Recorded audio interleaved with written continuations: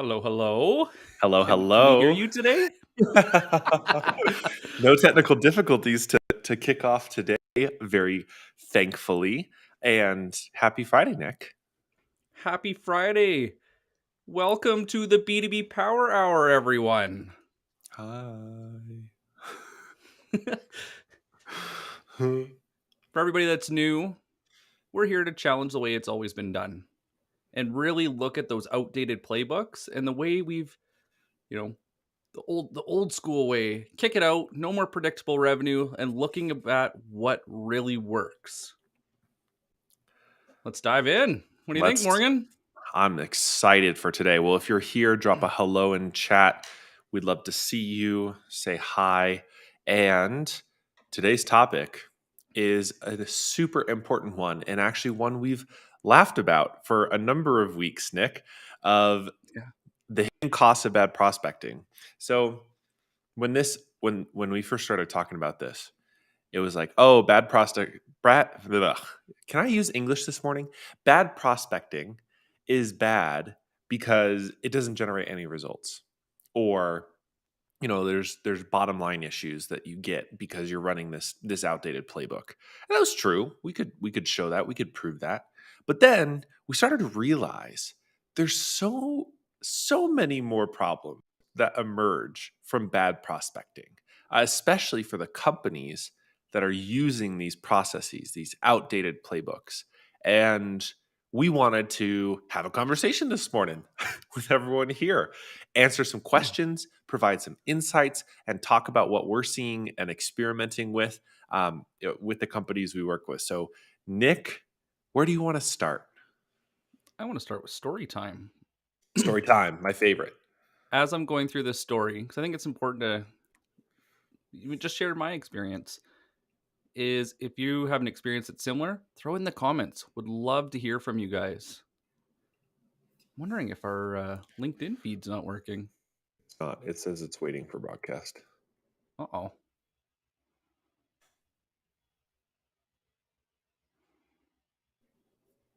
What do you think? Should we restart it?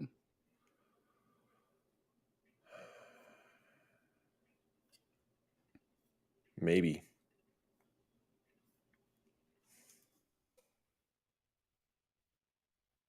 Exit it and try it again? I don't know if I can even do that.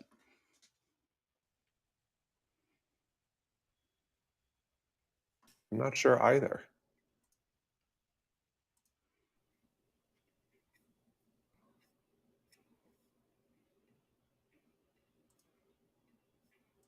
What do we do? Want to keep going, or do you want to go and do it just a quick impromptu one? Let's see if I can pull up. Everyone on YouTube's like, what are these guys doing? Yeah, there's 9 Content. people waiting. I know.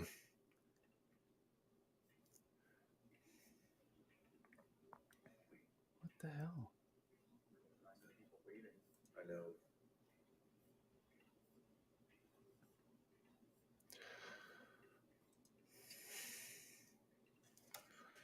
Says that it's working.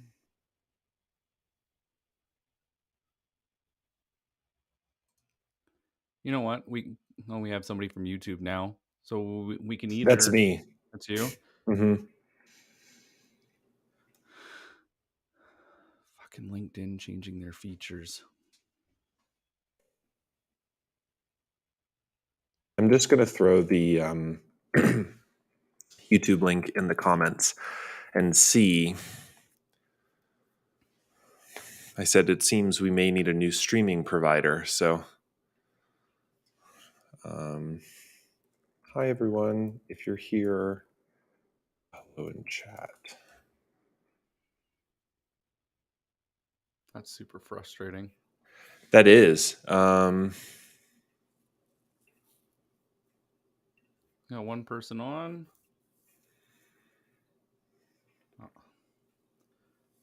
Well, maybe it's because of those the latest LinkedIn updates. They were trying to go and change their providers, and then they were cutting out some of the Restream and all the other ones. There we go. There's Ethan. Ethan. That's so bizarre. What? Thanks for being here, Ethan. We're navigating this. Issues with.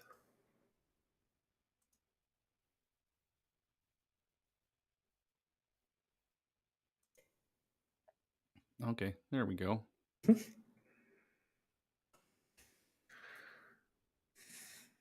Hi, Jennifer. Thanks for joining. Just saw these messages coming in.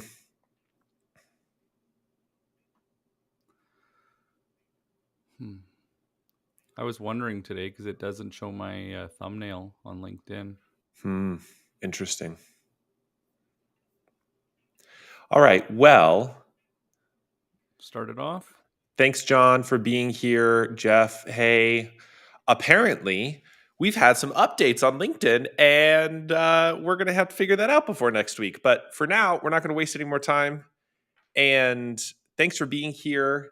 You missed just the early part of the intro because we just realized usually we get some comments from you all who are here, and uh, and it's great to see you in the chat.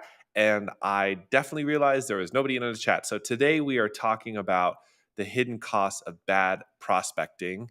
I Nick and I have talked about this topic a ton, not just like the revenue impacts of bad prospecting, but a Mhm. lot of the surrounding things that we don't really talk about when it comes to bad prospecting at companies, the processes that they use to enable that. And I'm so thrilled to dive in with everybody who's joining. So if you just hopped over here from LinkedIn, I'm really appreciative you're here, and and I hope you continue to chat like normal. So Nick, why don't you kick us off? Yeah, let's start with some story time. It's it's a very common story. If you guys have heard the same story or if your experience was similar, please throw it in the comments. We'd love to hear it. But in sales, it's a vicious cycle. And Hmm. what would happen is you would start prospecting and you would go and you started this new company. You're excited. You ask them, "Who do I go target?" They're like, "Everyone. What we have, everyone can use. It's fantastic. Let's go do it." So what do? You go get started. You go out in the market and you're trying and you're trying and you're trying. And a couple weeks later, you get dragged into the manager's office and he's like, "What you're doing isn't working." Yeah, I know. I'm not booking meetings. I don't know what to do. So what advice do you have? What you're doing is you're just not working hard enough. You need to make more dials. You got to send out more emails. The problem is you're lazy and you're not doing enough. I've been working 8 hours a day and doesn't matter. Just go back and go do more. That is the solution to your problem. So you're like, okay, well, you go and throw get every single sales intel you can. You get the yellow pages, you get freaking sales nav, and you're loading up all these lists. You go and pull Zoom info and get this contact information, and you light your whole TAM on fire. And comes back. He says again, "Hey, we're not going to make payroll, and your job's in jeopardy if you don't make this happen like right away." Well, now, like, I got to support my family. My job's on the line, and now I need to do even more. Well, I can't do more. So what do people start doing? The toxic culture begins because the managers hate the salespeople because they say they're lazy. The salespeople don't know who to talk to, what to say, or how to do it because the company has no freaking clue of where they're going and why. This is the danger of bad prospecting, is because it compounds on the fact that the company didn't do the hard work of figuring out who are their best customers, and then they left it up to the salespeople and then incentivize them to go in their own silos and go and do it all on their own. So all of this incredible insight from the founder, all of this incredible insight from the salespeople is held individually in their silos, and it's never talked about. And then what happens? Well, now things start going and get some cash flow, and now they start to market. Well, now they're marketing, but their marketing is shit. It goes absolutely nowhere because it's just talking about the solution and people aren't searching for a solution, especially in feed on TikTok, on LinkedIn, on YouTube. YouTube, they might be searching for a solution, but on Reels and all these places where you're consuming for entertainment, it's exactly that. It's entertaining with a twist of education. And so, yeah, it's this vicious cycle that just spins up and it ends up costing everything. You don't get sales. Your salespeople start to go and quit. You lose opportunity costs because you're now trying to go and recruit people. You can't keep salespeople long enough for them to start paying for themselves. The salespeople go and bash you in Glassdoor, and it's a sinking ship, and it ends up costing you the business. All because no one took the brave step to go and say, hey, we have limited resources, limited people. There's limitations on what we can do. So we should probably make that brave step to pick one, try it out the best we can, and go from there. It's so funny, Nick.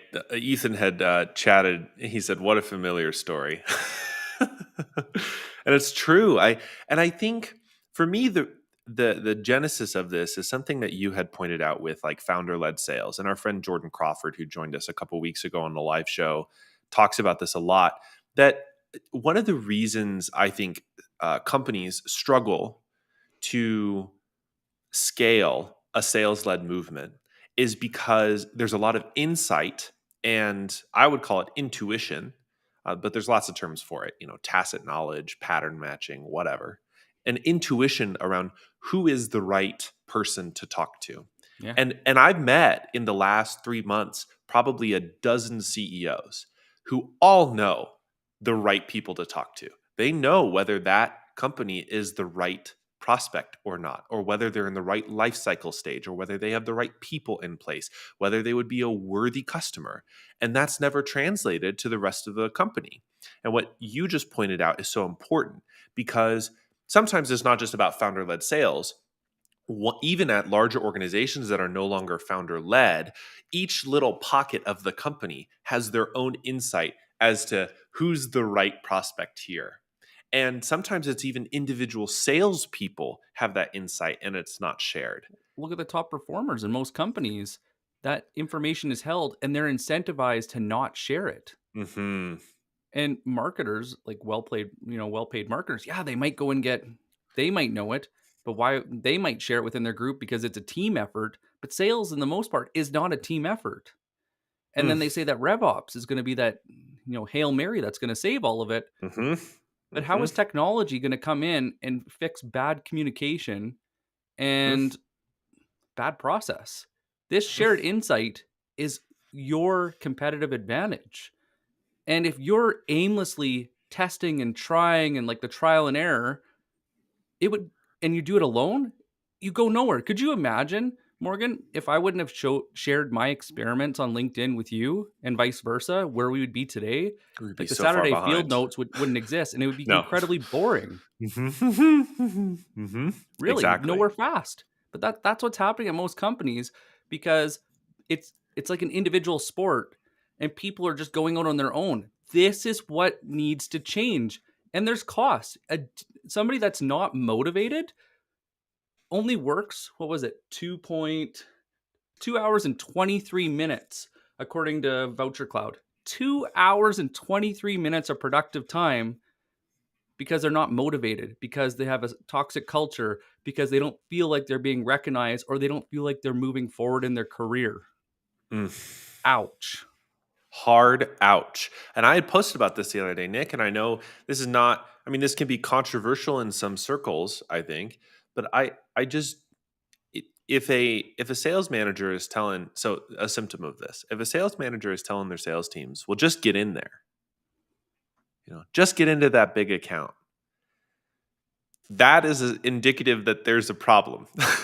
And Mhm. that's because, individual motivation can only get you so far. You can only work so hard. And when companies set up their sales processes right, which we're about to get into, they can empower individual sales teams members with the shared knowledge and insight they need to succeed, and the systems and processes that allow them to do that. That's why when it comes to bad prospecting, it's not just the fact that you may not land deals, or sales teams won't generate the revenue that they are expected to. That's sort of like the first order concern here. There are tons of second order concerns that emerge from that central problem. Do you know what it costs to recruit and onboard a new salesperson? Tell me about this. This is so interesting. I so if you guys have seen this research, I didn't see it until prepping for this show earlier in the week, and it blew my mind. I thought like recruiting, onboarding a salesperson was going to be somewhere between ten and $20,000, kind of Mhm. giving depending on if they were SMB, mid market, enterprise, tech stack, and a few like odds and ends. It was $115,000. They said the average recruitment cost, and this is research from DePaul University, the average recruitment cost is 29,000, average training cost is 36,000, and average lost sales is 50. Holy shit. That's like what, 100 grand basically? Like $115,000 oof, oof, in that US hurts. money. Yeah. For the Canadians with us today. I know. What was the other one that was pretty interesting too? Yeah, a 32% decline in overall happiness produces a 15% drop in productivity, where Mm. it leads into that 2 hours and 23 minutes. Multitasking has been shown to reduce productivity by 40%, and remote workers get interrupted every 3 minutes. And it usually takes anywhere from 20 to 25 minutes to resume that flow, that really deep work that makes us do really great work. And then the one that really caught me off guard is the Go Remotely did a study and found out that 50% of employees miss 1 to 5 hours of work every week due to stress. Toxic sales culture. You can't be honest with your manager. Your manager's on you because you're not hitting numbers. You have no freaking clue who to talk to. And so what do? You get sick, you burn out, or you leave. That is the costs of bad prospecting, and that's just the start. There's more. Like they were even saying with some of the bigger hires, like enterprise AEs, it can be as high as 240,000 based on research by Career Builder. $240,000 you've cost the company because you couldn't get particular on who you served. Mm. Youch. That's like super hardcore. By the way, hi to everyone who's joining us. Thanks for hopping over into YouTube today.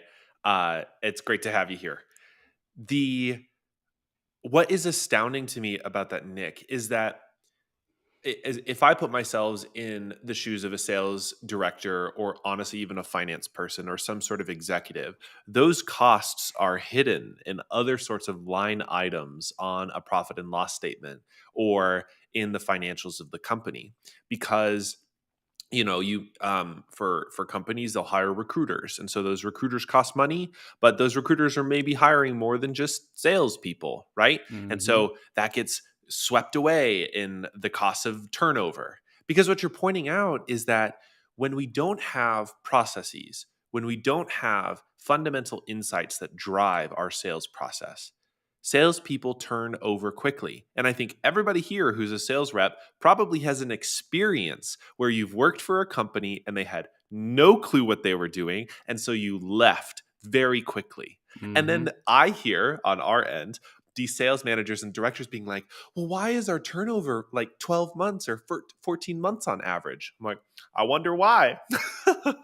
You know what surprises me though that nobody talks about Hmm. is CAC payback. CAC payback. Let's talk about that. Let's define that. So your customer acquisition cost, how much does it cost for you to actually acquire that customer is an investment. And then your payback is how long do they need to stay and pay that monthly bill before you start making money. I've never had a manager or even leadership talk about this with me, the sales efficiency, and they're seeking funding to scale. So now we look at the average AE only stays at a company for 2.6 years right now Mm. in the tech space. 2.6 years. And it takes AEs 4.9 months to ramp up. 4.9 months, 5 months to ramp. Now, what do you think the average CAC payback is of a SaaS company? It is probably in excess of an AE's life cycle, is would be my guess, but I it might be shorter.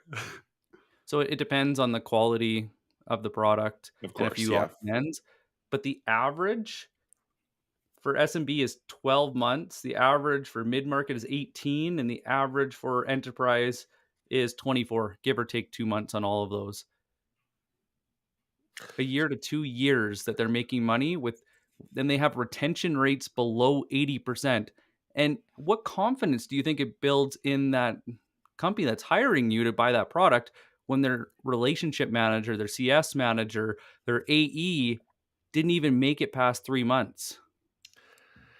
Well, and that's the other thing. If it's 5 months to ramp, it means that an SDR could even be longer. But even if we say it's the same time, and the AE is sticking around for a little over 2 years, that means that account executive is productive for a year and a half. And if you're mid market to enterprise, that means that whatever deals that AE closes aren't even going to pay you back on average within the time that they work for your company. And Yeah. all that creates is all of this toxicity. And also, that toxicity emerges from this uncertainty about what it means to work for a company. Because, Hmm. and we see this in SDR job descriptions and account executive job descriptions all the time, where the SDR is hired on or BDR is hired on in order to, and part of their job description is to find accounts or like create account lists. If you are entrusting a new employee to create account lists, it indicates to me you don't have a strategy around what accounts you're targeting. It just says, well, we kind of have a vague sense of who we would really like to target, but we don't know all of the details. And we need to hire people to figure out the specifics of who and pull the account lists. It's like that's bad prospecting. And that leads to all of these issues that we're talking about. So, Morgan, I feel like we've been dwelling in the pain. Yes. Maybe it's time to go switch gears. Yeah. What do you think? I think so. I think we've yes, made it hurt at least. It's definitely hurt me going through this process with Oh companies gosh. Oh as a my seller. gosh. So, Oh my gosh. I as know. a marketer, we can talk about that later, but I'd be curious to I see what it's been like on your side. yeah. But We can return to that. one interesting thing you guys can do is, as a sales team, go, if especially if you're using sales nav or any type of intelligence tool, go and record the filters that you're using. Get somebody to watch you go through, record all the filters that you're using, and see how they're finding those people. Watch them. Mm, They're on sales nav. Which filters did they use to get that list? If your company invested in the enterprise version, you can share lists, but it's that rationale that gets you to that short list that is so super, super critical. And then what you can do as a team is you can start discussing why. Why did you pick that over this? And you can have a discussion about the filters. The problem is most filters are, who do you sell to? B2B SaaS. That's a yep. that's a big market. It's Okay. a What very part of B2B SaaS? Just B2B SaaS. But they need to have at least 50 employees. And anything above 50 employees I can sell to. That's It's not tight enough. You have to get more segmented than that. But Mhm. look at your top performing reps. Who is killing it right now? Look at your SDRs. Who seems to have a what do they call it? Like the all-seeing ball. They can almost see into the future Mm. who's like going to be a great deal. Get inside their head. Watch them work, but ask them questions to figure out why they're making those decisions. They might not actually understand it because it's just been something they've learned through trial and error, that it's like a gut check, like, oh, that doesn't feel good. When something doesn't feel good, somebody that's doing well, it's a sign to dig in. You may not want to talk to them. You might want to just research it. This is critical to go and move forward fast. Mhm. And then you need to do this on a regular basis. Share it, whether it's weekly or monthly. If you have a Slack channel, have a Slack channel just dedicated to customer insight, and build that hub where marketing, sales, and CS are talking. Because CS should also be updating you. I don't know who sold this deal, but Yeah. never fricking sell it again. But It's true. don't let them get away with just saying that. You need a little bit more. They didn't understand the product offering. Mhm, They didn't their time to value was super high, so they churned because it mhm. wasn't what they were expecting, or it didn't fit because of this integration. This needs to be shared because what happens then is marketing can dial in how they're searching, how they're building those lists, how they are educating your market, and it gets a little tighter with each little piece of feedback, and it goes back and forth. Well, and one thing that I've loved that you've mentioned on this live show before, and that we've worked with a number of companies on, is if you don't have, let's call them a fortune teller, if you don't have somebody who has that gut instinct and who doesn't know exactly which deals could be the best, and that's fine, especially if you're early stage, you're still trying to figure out the exact way to ramp up pipeline. Look at the closed one deals you already have.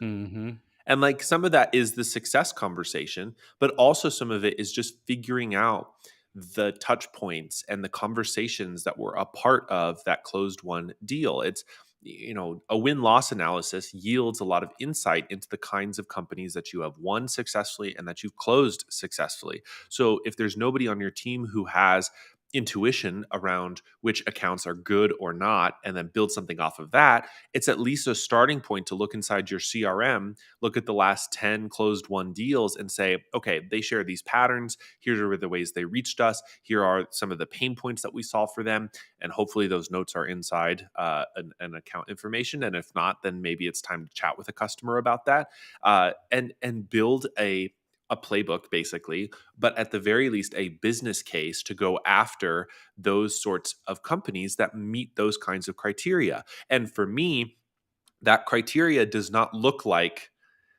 a sales navigator filter.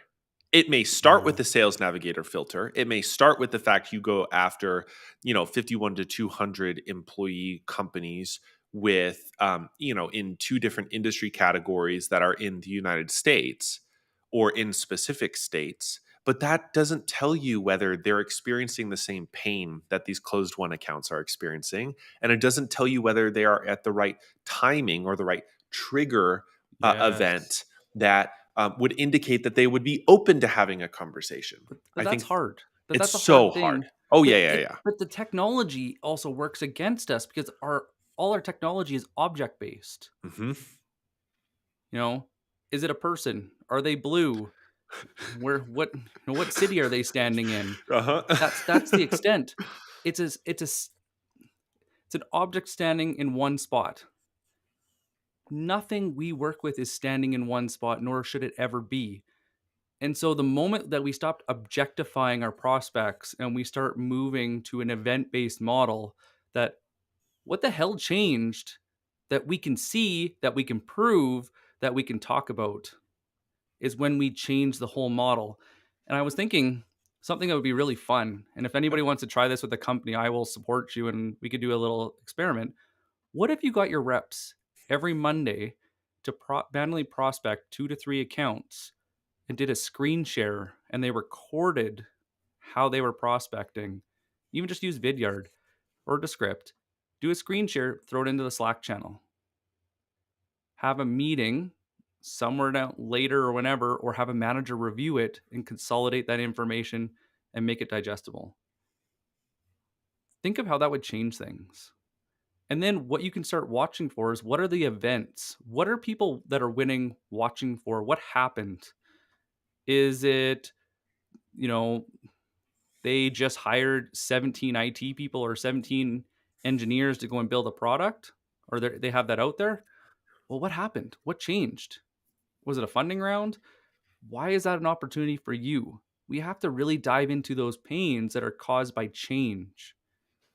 Maybe they just lost one salesperson over the last year, but the last, couple weeks, they actually lost 13.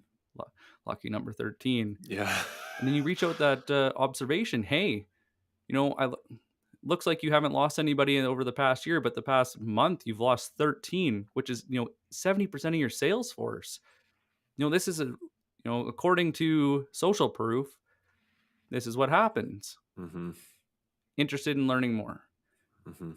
It's an observation. They know the pain's there, or maybe they don't, but they can go and find it really quickly. People will have that conversation. If you go, hey, Morgan, you're a guy, you live in Colorado, and you do this live show in your kitchen. You're a perfect fit for my product. We do this and this and this and this, and we're so freaking amazing. You wouldn't believe how amazing we are. Here's my meeting link. Book with me.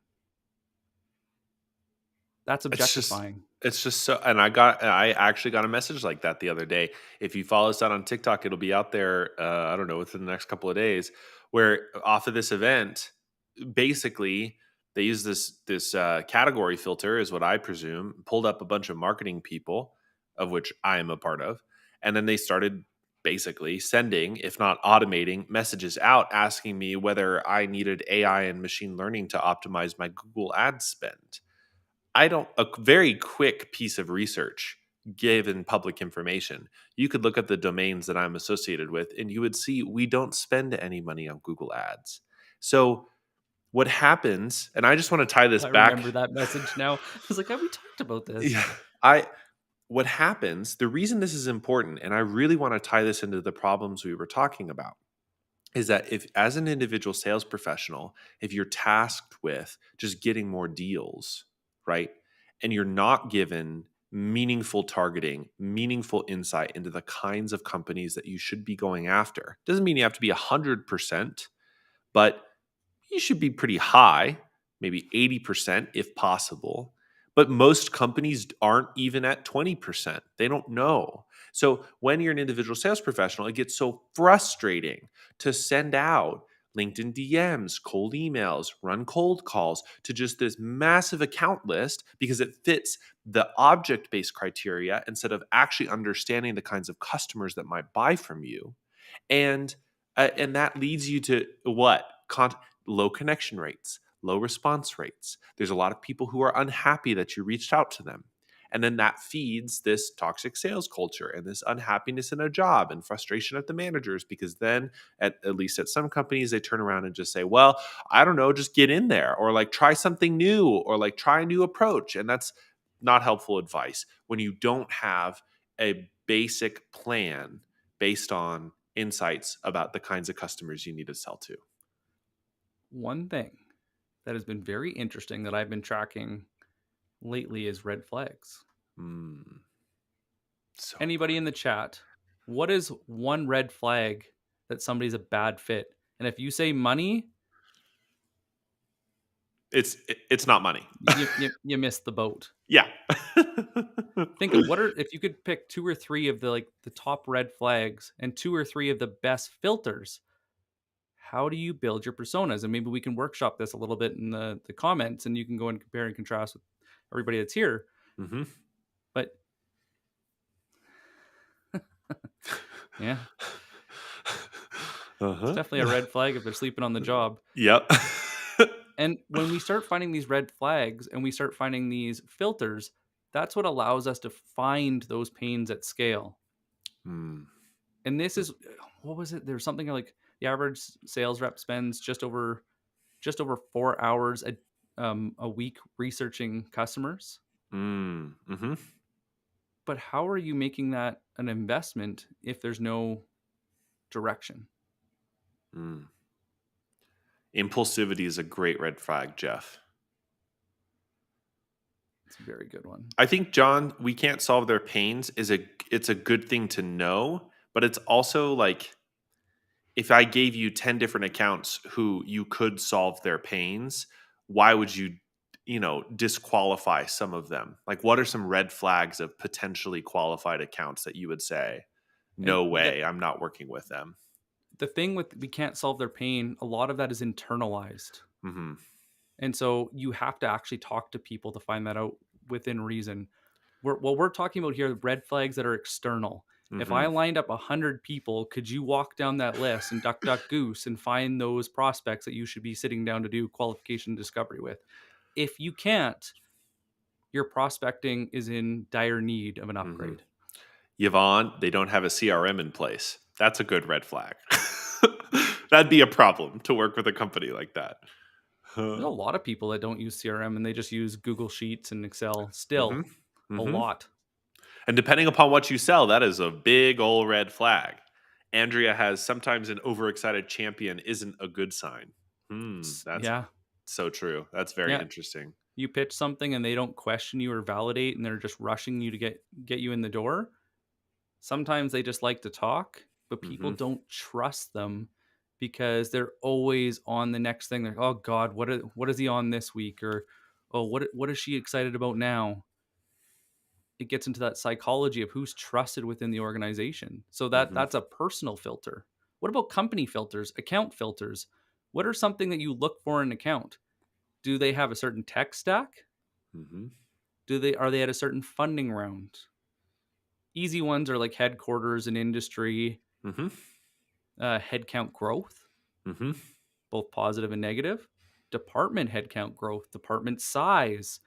Let's get a little, keep getting specific. If you're on LinkedIn, maybe you want to go and look at who the hell actually posts on LinkedIn the past 30 days. That could be a good one. Who changed jobs or who has a certain job on the payroll? Hmm. Because it's a sign that maybe that they're moving to a new level that, okay, they're taking this seriously. Oh, yeah, they actually, they have this certain role. Now they're focusing on that. Well, I was just about to say what we've been discovering for our work. A lot of the time, the best sorts of companies tend to have a sales enablement person, Hmm. not a team, but they've at least invested in someone. And so when we match up a couple of our different criteria about, okay, they need an out of whack ratio between sales and marketing, and they also have a sales enablement person, it's sort of like a ding, ding, ding. Like, oh, that account could be interesting to look at. And then we can further qualify based on triggers and insights and events that are more interior or more rely on discussions, even though our external filters are a little more serious and severe than just an industry filter. We're doing that extra layer of excavation to figure out if they're the right fit or not. And I just saw that Rob had put, I searched for job title. Hmm. This is a dangerous place to be in because job titles are vague and they mean almost nothing nowadays. And people with this decision making power aren't always VP, CEO, CMO. It depends on their decision making process. And so you actually, if you can, it's always good to look at job descriptions. Hmm. And job descriptions are usually a good idea of how the company operates too. Hmm. So, like if we were looking and somebody finds our own prospects, writes their own messaging, uh, Builds their own account lists. builds their own account list, use email automation tools. I don't know why my Hmm. brain went blank there for a Build second. build sequences for outreach. And then we go and look. They don't post on LinkedIn. Their marketing team only posts garbage promotions with HubSpot. What did you call it the other day? Where they do like the omni channel, like generic Oh, post to everything. yeah, shotgunning it. They're shotgunning their content. But these are all signs and symptoms that they have a problem. What all filters are getting you close, but where people are missing is the signs and symptoms that mean it's time to talk. Because Hmm. really, all we're doing anytime we talk to somebody is, why you? Why now? Hmm. If you can't do that, don't reach out. Stay in the comments. Right, and to clarify what you're saying, Nick, which is so crucial. Why now is not because you have something to sell that would solve their problem. Okay, that is not why now. Why now is I saw this. This occurred. There's some specific trigger that I saw your company did that would be meaningfully important, that would suggest, this is a likely problem you're experiencing that we can help with. Just Hmm. saying why you and doing all of this work and then coming to the timing question, the relevance question, and saying why now, and saying, well, because I saw your company raised money. Great. Okay. Like So that, what? so what? That doesn't mean anything. But if you can say, when we worked with, so this is a good example. When we worked with three other Series B companies who had just raised their round, they encountered these three problems. Yeah. We solve one of them. Interested? Interested?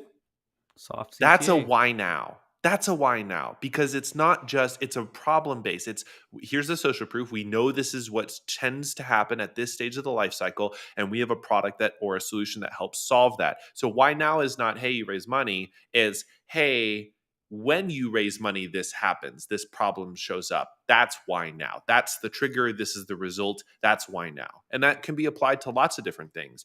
You just hired a new VP of sales.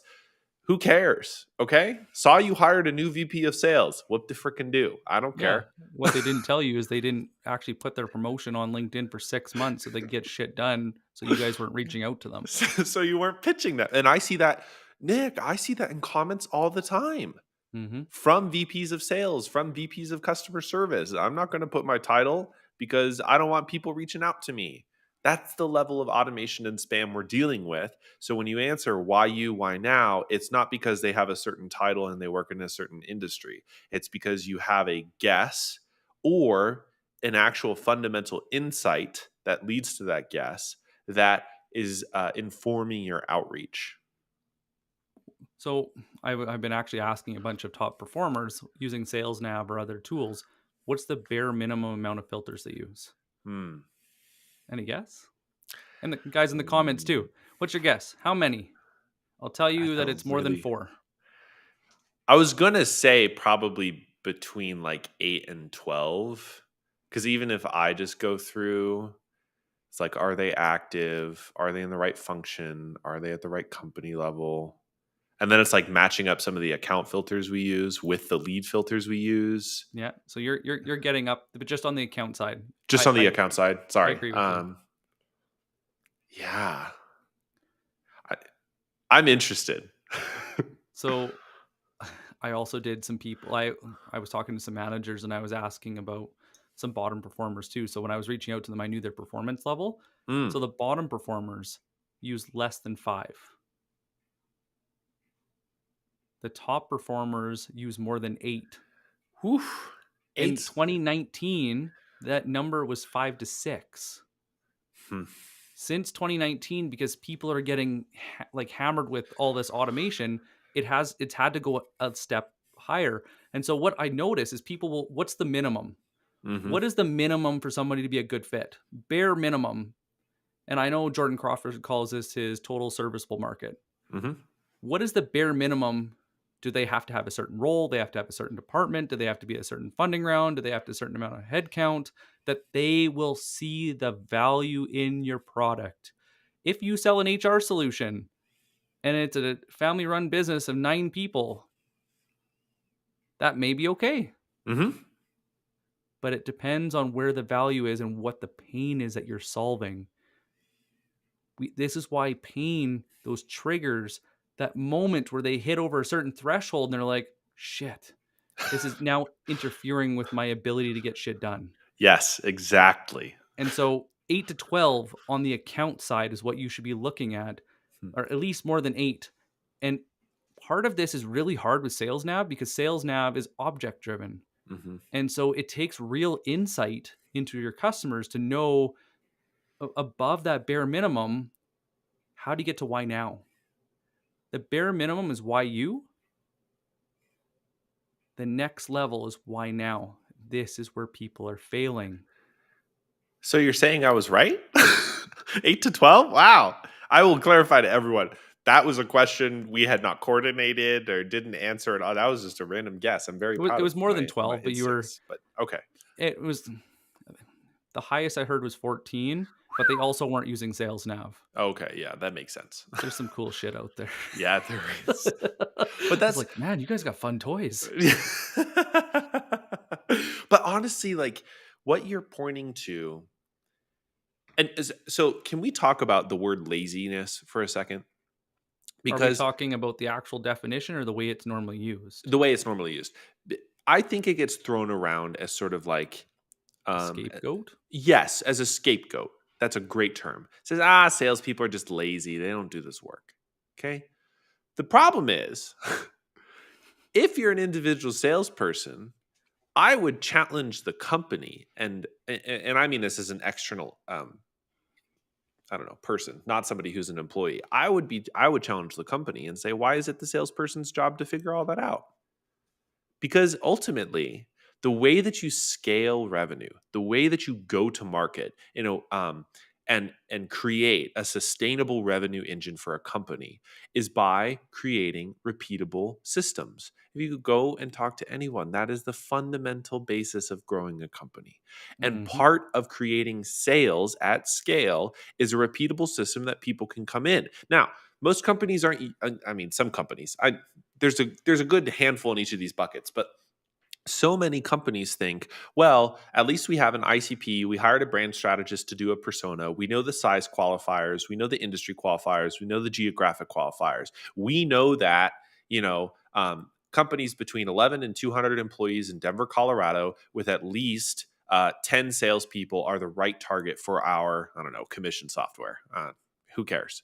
What they don't usually do is alongside that playbook, they put the okay, what are those companies experiencing that we're solving? And Hmm. who is experiencing that problem? To what you were talking about, who who's feeling the pain? Who's But the victim, right? think about Like, it like the pain tolerance. mhm. Think of so Oh, the little like scale of the Yeah. like So happy think of it faces. like pain tolerance. So good enough isn't good enough when the pain tolerance gets high enough, and it's so like if my knee bugs me every once in a while, whatever.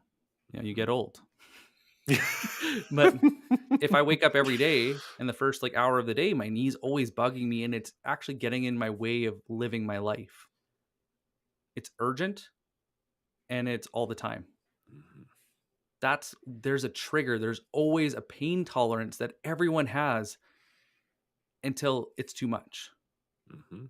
That is what we're doing. There's the bare minimum of your filters for them to be qualified. And then there's a threshold that it's like, I can help you with that shit that you're dealing with right now, that bug knee.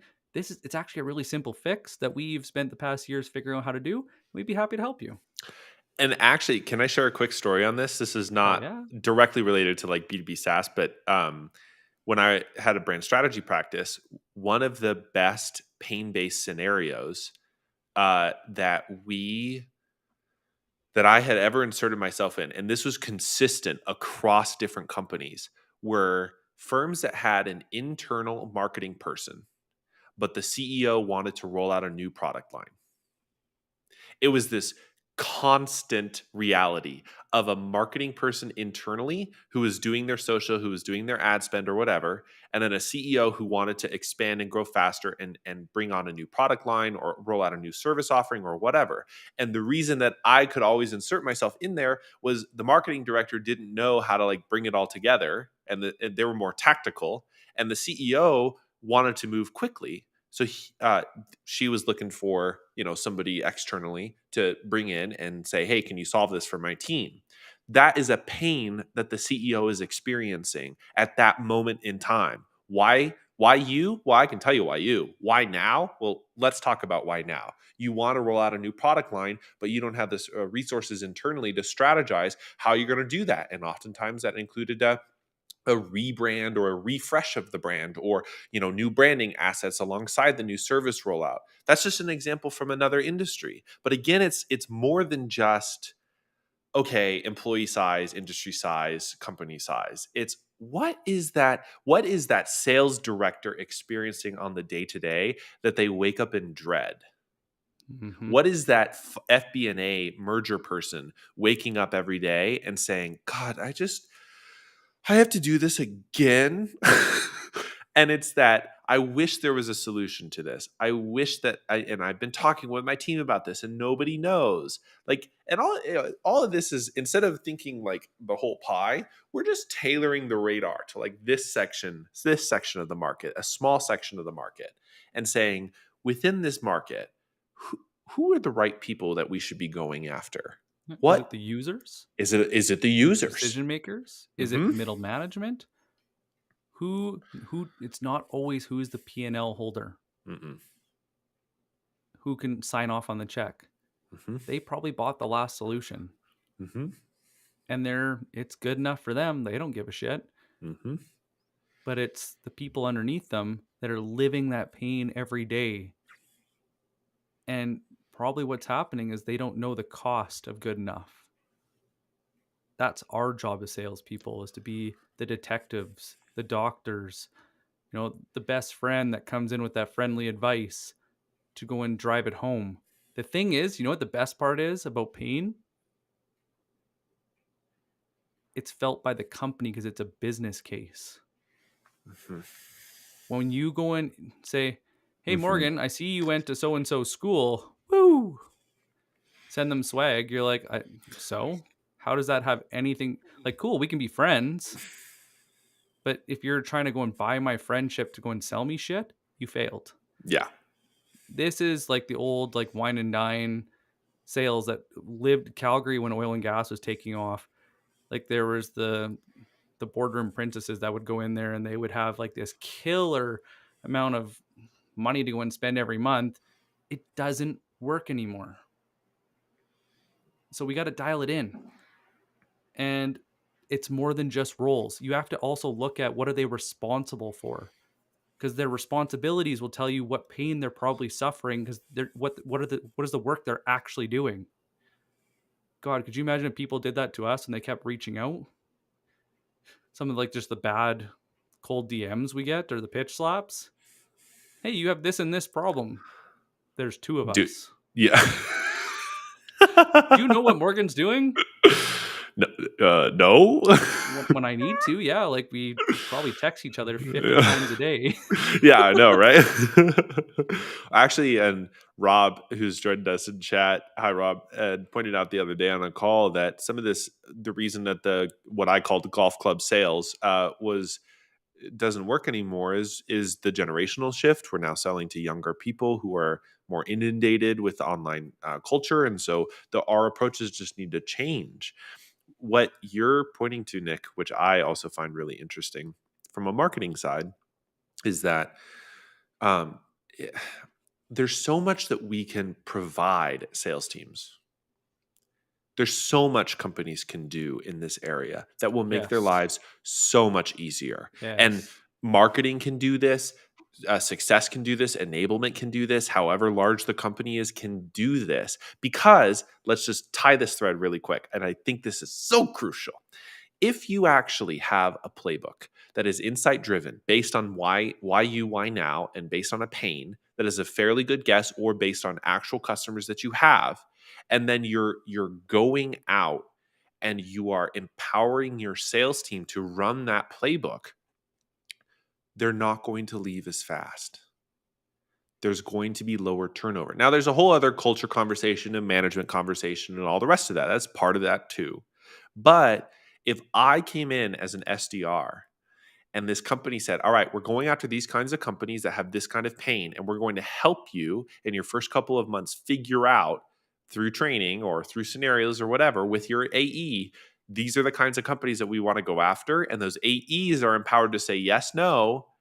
That kind of sales team is wicked Well, because the cadence, the rhythm, the ramp, it's just all in sync. and it opens doors. Okay, Oh, so it now they're opens all doors. talking and they're Mhm. understanding the conversations that are happening behind closed doors. Mhm. One of my favorite strategies to book meetings, and you guys that have been around for a while know that I love booking meetings from comments. Mhm. The best way to book meetings from comments is jumping into the conversations that are already happening. Mhm. What is the conversation that people are saying, or what are those terms that people are talking about that just piss them off so much about what's currently going on? My manager doesn't listen. I just got put on my a performance plan. Like there's terms that Mhm. people are going to be looking for. My manager says that LinkedIn's a waste of time. Mhm. All these things I could jump in and talk to and have a conversation. I understand where this person's coming from and where they want to go. So I can have a good conversation about it. All of you guys here have very good experience, whether it was during this job or before, that leads to a good conversation that you are more than qualified to have. You need to dive into those insights, those transitional moments that you suffered through some shit and had to go and get over it, and use that as that linchpin that makes you the only one that's holding it together because you understand how to get through what they're trying to figure out. 100%. That's also why I think in many ways we overthink conversation on LinkedIn. No, we don't overthink things. but but because so many of us, and I mean us genuinely, myself included and Nick sometimes as well, we feel pressure to try and like get a meeting off of it or like try and sell them off of it, that we don't know how to have natural conversation and genuinely, Or just sound smart. or I just think sound is smart. another Like big one that stops so many people from commenting. Well, I can't say it because it might come back to hurt me. it's like, oh, Huh? what? Have you seen what I comment? Yeah. But honestly, like the point of it is I've said this for months, many moons. The LinkedIn is the world's biggest business party. Like it is a party platform. And if you're at a party with somebody, are you really going to pitch them the first time you meet them? No. You're going to show up and you're going to see that they're friends with somebody else. And it's, in that case in a party it's not like a second degree connection. You know how we have that. No, but like somebody you actually know. You can start a conversation after that. Or they're talking about something with a group of friends, otherwise known as posting content on LinkedIn. And then you sort of jump in the conversation with your own question about it. And then they get to know you.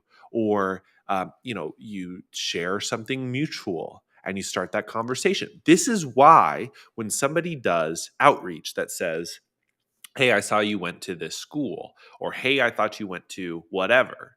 If we actually had that approached in person and somebody did that, we would think they were the weirdest person we've ever met. Like, we'd be like, how do you know that? First of all. And so the little alarm bells go off when we're on LinkedIn because we know that information is publicly available. And so we say, oh, they're going to pitch me. That's the little la la la la la in the back of the head. It's like, ooh, this Run. person, Do, yeah, do, do, do, do. run exactly, like the TikTok, and the doing outreach and having like casual conversation with people in the comments, especially, means they get to know you and you get to build trust before you ever talk about a meeting. And funny enough, you posted about this, Nick, the other day. We were working with a SDR or an account executive, and he started commenting and got inquiries for meetings off of it. 16 minutes. 16 minutes. He commented for 15 minutes. Within 16 minutes of starting, he booked his first meeting. I'm like, what the hell? I was like, I like to go and say I'm magic, but that was that That's a was whole other level. that was a whole other level. Yeah. I just noticed what time it is, Morgan. I was Oh, thinking what yes. would be good for us is do a quick little recap Okay. so that everybody can go and take this and run. Okay. So, what is bad prospecting? Bad prospecting isn't an outreach strategy. Bad prospecting it's not about your templates you're using or any of that. Bad prospecting comes to how well you know your customer and your ability. If I stacked 100 people in front of you, your ability to disqualify people and make a short list to do your discovery, to dive in to see if it's a good fit. And so, how do we do that? Why you is company based filters, account based filters. You're going to want at least 8 minimum. Leverage the people that are kicking ass today and watch to see how they're building those lists. Use those same filters. And if something doesn't make sense or they don't know why, it's a good thing to dive into and figure out because there's insight hidden there. That is your bare minimum for them to be qualified. The next level is why now.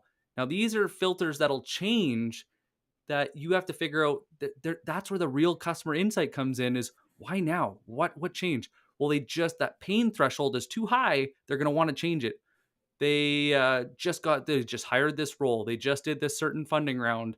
They have this certain tech stack. There's going to be a few things that are your value drivers that just magically come together that make it why you? Why now? That is how you dial in to have a 90% accuracy on your prospecting. It also shouldn't be held just in here. You should be shared amongst your peers. And if you hate marketing and how shitty their lead gen is, share Share it this with them. insight Yeah. Uh-huh. and Please. work with them because if they are posting good content that highlights the problem and helps people come to a different solution because they didn't realize how expensive good enough was, you can use that for your own content while you're doing your outreach to have a compounding or augmentation of what you're doing. Win with numbers. Don't do it by yourself. And exclusion criteria. Hmm. What are the like drop dead, no freaking way am I ever going to work with you? And what I've noticed is top performers have at least three. So why you? Hmm. Eight. Why now? A little more. Exclusion criteria, which sales nav lets you do, even though it's Yeah. and do not get title hungry. Understand the jobs to be done and figure out different ways to network in so that you're talking to the right person at the right time. You guys can kick ass. You just got Couldn't to go have and make sure you're not trying to do it all on your own. couldn't have said it better myself, Nick. What an awesome wrap up. If you're with us today and you want to workshop this, if you want to come in with us on a Zoom call and work on your prospecting strategy and get some ideas about how to improve it, we host Monday night calls. And this upcoming Monday at 5 p.m. Mountain, we're doing a workshop on this topic. So if you'd like to join, find us on LinkedIn. Since you hopped over to YouTube, I presume you can find us on LinkedIn, and shoot us a DM if you want an invite. We'd love to have you there. And otherwise, thank you so much for joining today. We do this for you guys, and I'm excited to see how all of you are going to kick some ass on your prospecting. So happy Friday, and thanks so much. Thank you very much. You know a good friend that needs to see this, send them to b2bpowerhour.com. Morgan has put a great site together for you guys, or send them this video. Thank you so much for tuning in and putting up with the bullshit of LinkedIn, throwing us just onto YouTube. It means a lot to us. Hmm. Can't wait to see you guys soon. Have a great weekend. Bye.